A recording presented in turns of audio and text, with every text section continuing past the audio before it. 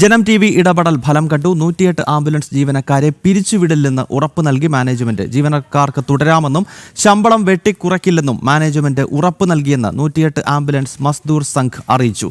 Service നടത്തുന്ന ഹൈദരാബാദ് ആസ്ഥാനമായ കമ്പനിയാണ് ജീവനക്കാരെ പിരിച്ചുവിടാൻ നീക്കം നടത്തിയത്. എന്നാൽ ജനം വാർത്തയെ തുടർന്ന് നടപടിയും തൽക്കാലത്തേക്ക് അല്ലെങ്കിൽ അത് നിർത്തിവെക്കുകയായിരുന്നു. പ്രശാന്താണ് വിശദാംശങ്ങൾ നൽകുന്നത്. പ്രശാന്ത്, എന്തായാലും നമ്മുടെ ഈ വാർത്ത വലിയൊരു ഇമ്പാക്റ്റായി മാറിയിരിക്കുന്നു എന്ന കാര്യത്തിൽ സംശയമില്ല. ഈ ജീവനക്കാരെ പിരിച്ചുവിടില്ല എന്ന ഉറപ്പ് ഇപ്പോൾ കമ്പനി നൽകിയിരിക്കുകയാണല്ലോ.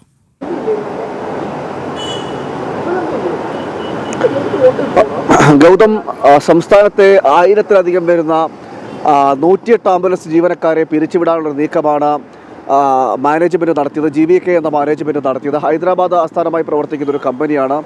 ആ കമ്പനിയാണ് കേരളത്തിൽ മാത്രമല്ല രാജ്യത്ത് പലയിടങ്ങളിലും ഈ 108 ആംബുലൻസ് സേവനം നടപ്പിലാക്കുന്നത്. അവരുടെ ആംബുലൻസിൽ 3 ജീവനക്കാരാണ് ഉള്ളത്. ഒരു ആംബുലൻസിൽ ഡ്രൈവറും നഴ്സിംഗ് അസിസ്റ്റൻ്റ് അടക്കമുള്ള 3 പേർ. ഇവരുടെ സാലറി അടക്കം വെട്ടിക്കുറച്ചുകൊണ്ടൊരു നടപടിയിലേക്കായിരുന്നു ഈ കമ്പനി കടന്നത്. ഇത് ജനം TV വാർത്തയാക്കിയതിന് പിന്നാലെയാണ് നടപടിയിൽ നിന്നും പിന്നോട്ട് പോകുന്നത്. കഴിഞ്ഞ കുറേ നാളുകളായി അതായത് കമ്പനിയുടെ നടപടി പിൻവലിക്കണം, ഇത്തരത്തിൽ ഈ ജീവനക്കാരെ അന്യായമായി അല്ലെങ്കിൽ ഒരു മുന്നറിയിപ്പ് പോലും ഇല്ലാതെ പറഞ്ഞുവിടാനുള്ള ശ്രമം അത് പിൻവലിക്കണം എന്നടക്കമുള്ള കാര്യങ്ങൾ ആവശ്യപ്പെട്ടിരുന്നു. വിട്ടുകൊണ്ട് തന്നെ BMSൻ്റെ നേതൃത്വത്തിൽ ഒരു പ്രതിഷേധം നടക്കുന്നുണ്ടായിരുന്നു.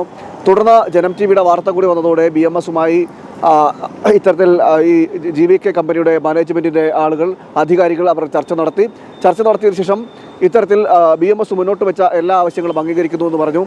നിലവിൽ അവരെ പിരിച്ചുവിടുന്നില്ല, ഇതേ ശമ്പളത്തിൽ ഏതാണോ ശമ്പളം അതേ ശമ്പളത്തിൽ തുടരാമെന്ന് അറിയിക്കുകയും ചെയ്തു.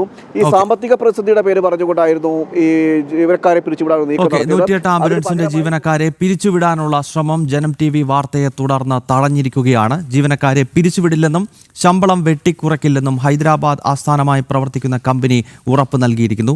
ജനത്തിന്റെ വാർത്തയുടെ വലിയൊരു ഇമ്പാക്റ്റാണ് അവിടെ സംഭവിച്ചിരിക്കുന്നത്. ആയിരക്കണക്കിന് തൊഴിലാളികൾക്ക് വളരെ സന്തോഷവും ആഹ്ലാദവും നൽകുന്ന ഒരു റിപ്പോർട്ടാണിത് എന്ന കാര്യത്തിൽ സംശയമില്ല. പ്രശാന്താണ് തിരുവനന്തപുരത്ത് നിന്നും ചേർന്നത്.